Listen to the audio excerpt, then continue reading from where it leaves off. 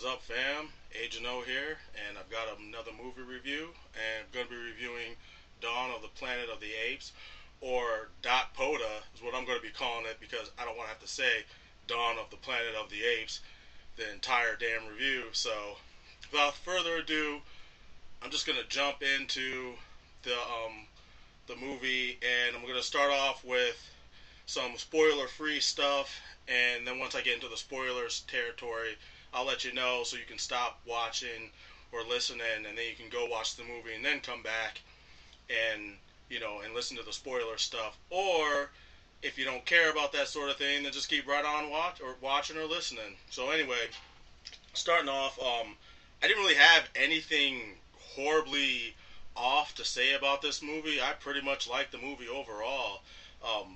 The human cast, they did a serviceable job.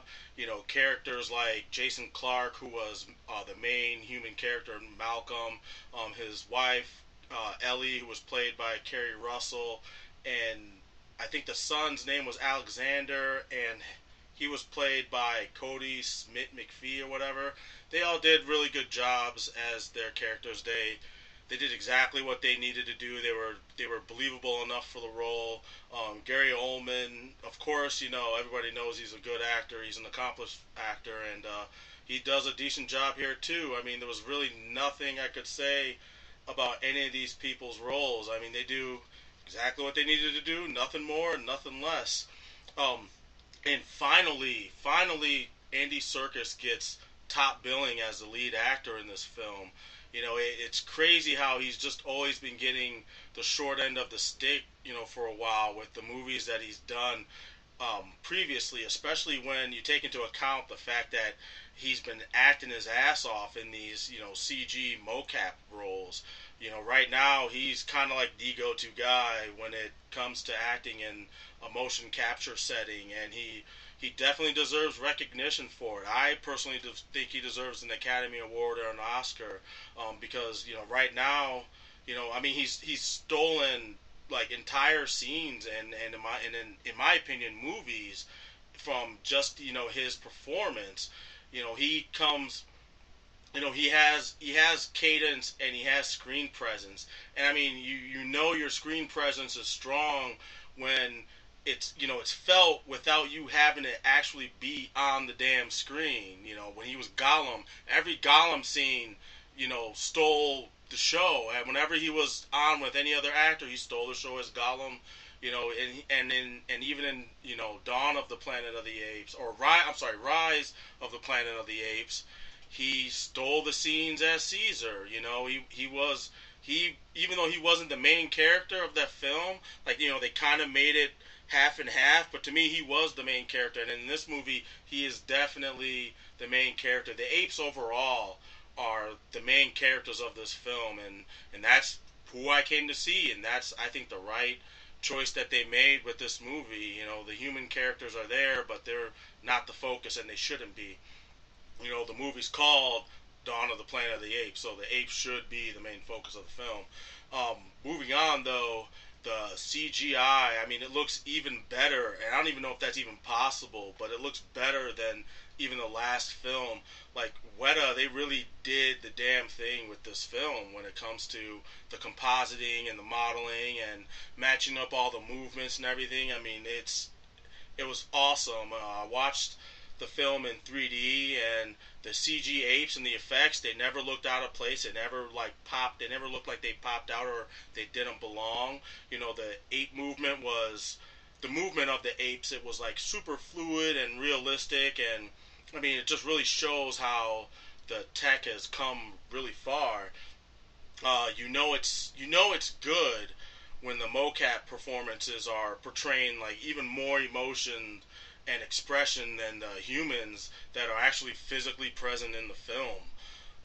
The CGI, it looks so good that there's like even a part in the movie where the camera goes from like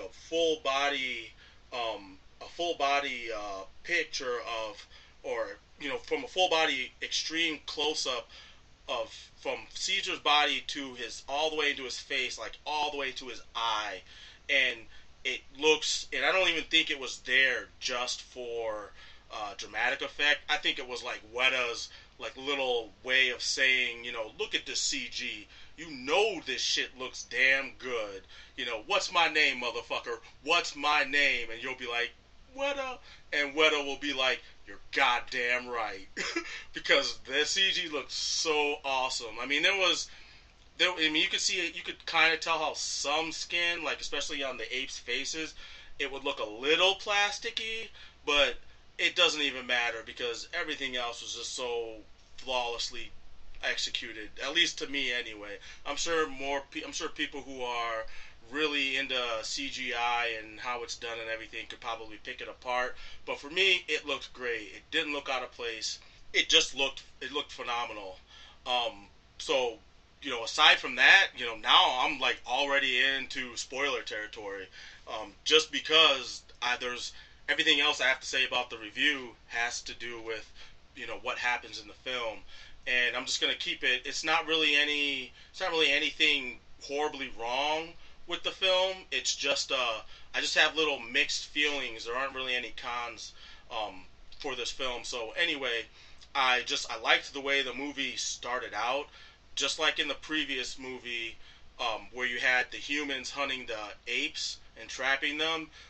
In this way, the apes are actually hunting animals. They're animals that are lesser intelligence to them, and it shows just how far their intelligence is advancing, and it's also establishing a society that's becoming more of a balance of human and ape.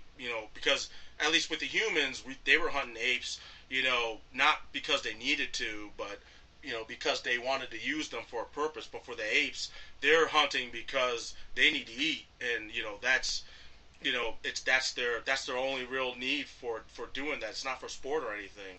Um, like I also said earlier, the human cast, they do a really good job, but they're still rather one dimensional, and to me that's not a bad thing in this case for the movie. I'm not really one of those people who, when they review a film, they always have to go on and say how these characters are so one dimensional. There's nothing to them. Blah blah blah. I don't subscribe to that fucking club. And and who's to say that every character in a movie needs to be fully developed and fleshed out? Some characters are basically just there to either keep the plot going or to help flesh out the main character or characters in the movie. So, in this case, they're there, they serve their purpose, they help they help flesh out Caesar and, the rest of the apes a bit more. And that's, mainly what they're there for. They're the bridge. The humans are also there to show the juxtaposition between, say, things like the human family as opposed to the ape family, because you see both sides portrayed in this film, as well as how there's humans on the human side that want to go to war with the apes and vice versa, and you see all that play out. But like I said, the CGI apes are definitely more fleshed out, and Oldman, as far as the humans, Gary Oldman, he does a good job of showing that his character is somewhat complicated. Because he's not. I don't think he's necessarily a bad guy. He's not even the worst character in the movie as far as like being like evil. He is a bit of an antagonist, but it's only because everything he does is basically in defense, because it's his motivations are mainly out of straight up fear of what the apes are capable of doing. They already went through the horrible tragedy of the simian flu, and a lot of people, they blame the apes for the simian flu, even though it wasn't their fault. The drug was manufactured in a lab and tested on apes. The apes were just immune to it, and we weren't. And it's one of those misguided, let's blame the wrong thing and not take personal responsibility for things that our fellow man has done. And that's kind of what they do in this film. They kind of show it in a very interesting way. Humans are basically like really afraid of the apes, and Oldman is afraid, and he's different from, say, like Koba, where Koba's motivations and are out of deep-seated anger and hatred towards the humans after everything that was done to him in a lab. Koba's actually the main antagonist of the film. It's funny how Koba became the main antagonist of this film, because when I saw the first movie, I took one look at that guy and I was like, yo, that guy's gonna be trouble. Like, you could already tell just looking at him, he was gonna be a problem. So it's funny that he just ended up being the main bad guy of this movie.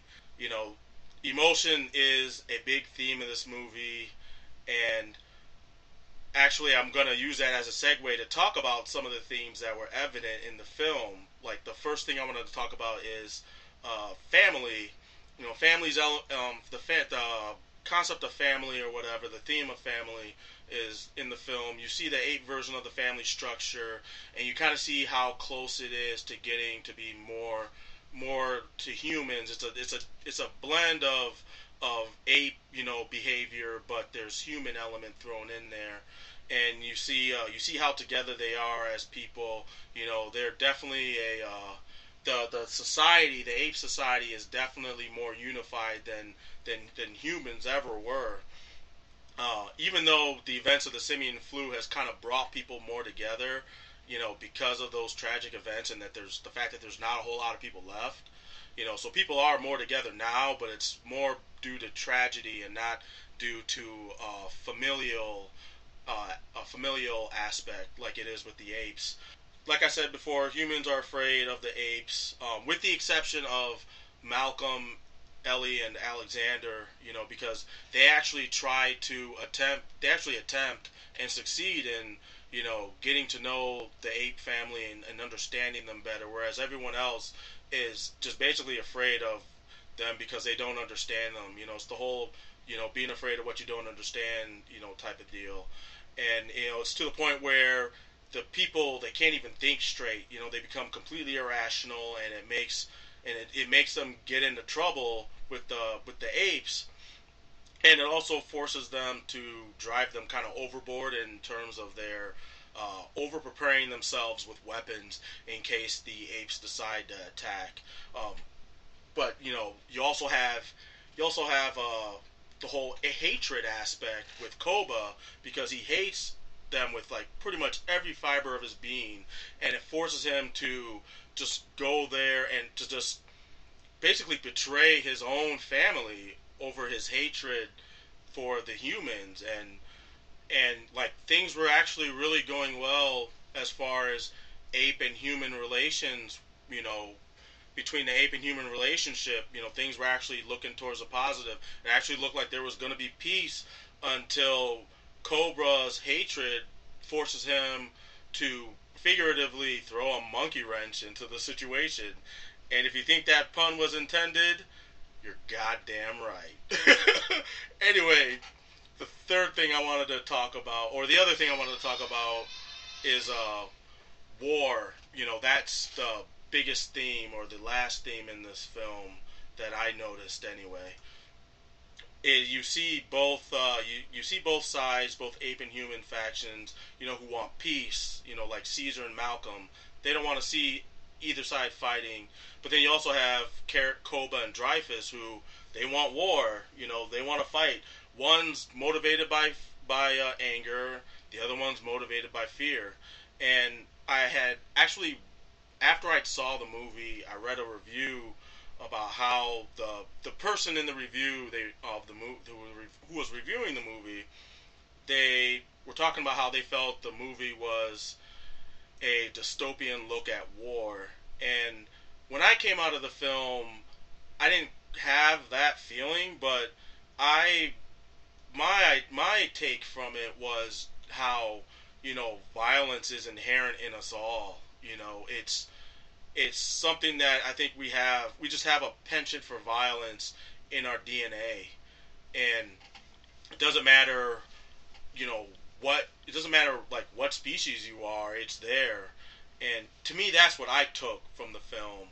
um, I think maybe the person who reviewed it, and I think our opinions are kind of on the same page, because I can see where they're coming from with that.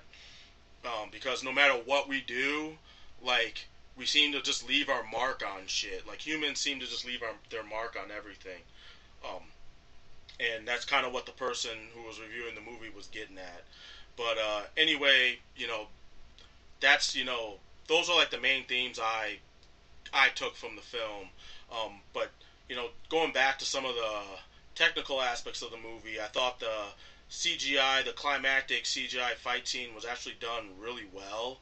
It was the action was really it was imaginative because you have apes fighting, and so you have to make the fighting different because of the physicality of the apes, and it was the way it was filmed was done well, and it was definitely easy to make out all the action that was going on.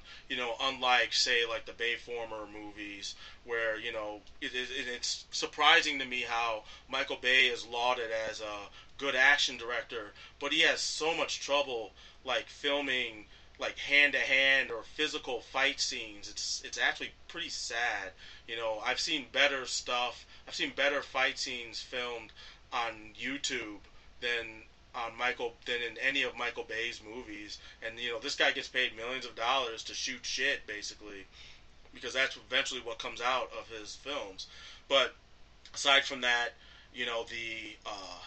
the end of the climactic battle, it actually ends similar, pretty much exactly like the first movie, only because you know how at the end of the first movie you had the Genesis CEO. He was hanging for dear life in in what was left of the helicopter, and he's begging for help. And Caesar just looks at him, and then looks at Koba and tells Koba to take care of it, and he leaves. And then you see Koba just push the helicopter over the edge, and you see the guy, and he falls to his death. But in this case, it's Koba now in that situation, begging for help, and Caesar's the one that pretty much says no and lets him drop, and lets him drop to his demise. And we also have a little heart to heart between Caesar and Malcolm, just like in the last movie, where James Franco's character is telling Caesar that they got the apes. They got to get out of here because the humans are gonna come after them. They could be in trouble. And and Caesar's like, I'm already at home basically. So they have a heart to heart, and the same thing happens with in this case between Caesar and Malcolm. Because Malcolm's trying to tell Caesar, hey, you guys got to get out of here. Your family's in danger because they're coming to fight you guys and kill you off. And Caesar's like, war's already started. We're going to basically finish it. We're going to stay to the end. And so, and then I think that also gives us a hint at what the main plot of the third movie is going to be, which is going to be, war, and basically how the apes, defeat the humans and eventually take over. Because after all, the movie has, the Planet of the Apes in it, so we already know how it's going to end.